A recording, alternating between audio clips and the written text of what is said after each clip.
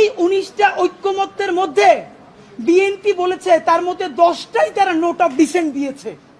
তো note of dissent কি?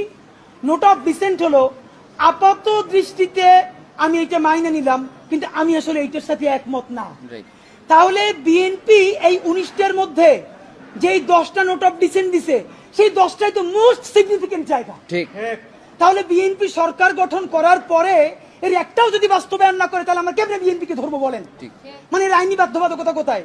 BNP তো তখন বলবে কেন ভাই, আমি তো বলেই দিয়েছি স্বাক্ষর করার সময় যেখানে আমার দ্বিমত আছে, এখন আমি এটা পারতেছি না বাস্তবতায়। মজার ব্যাপার বলি, সরকারের কয়েক জায়গায় জিজ্ঞেস করেছি বলেন তো 19টা মৌলিক সংস্কারের মধ্যে আপনাদের কাছে একটা মোস্ট সিগনিফিকেন্ট কোনটা? তারা বলেছে সংসদের উচ্চকক্ষে পিআর ব্যবস্থা আনুপাতিক হারে। এবং আপনাদেরকে জানাই রাখি, সংসদের উচ্চকক্ষে যে পিআর, বিএনপি এখানে নোট অফ ডিসেন্ট দিয়েছে।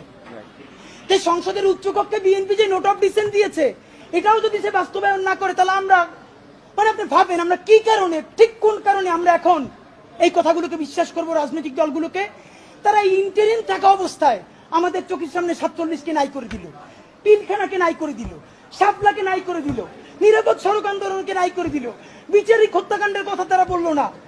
যেই তারা ক্ষমতার মসনদ পেয়ে যাবে এই কথা বলার পর যে আমরা আবার জেলে যাব না তার প্রমাণ কি আপনাদেরকে বলবো? তাহলে আপনারা এটা কি চান? ডক্টর ইউনূস সাহেব, নাম্বার 2 আপনাকে বলতে চাই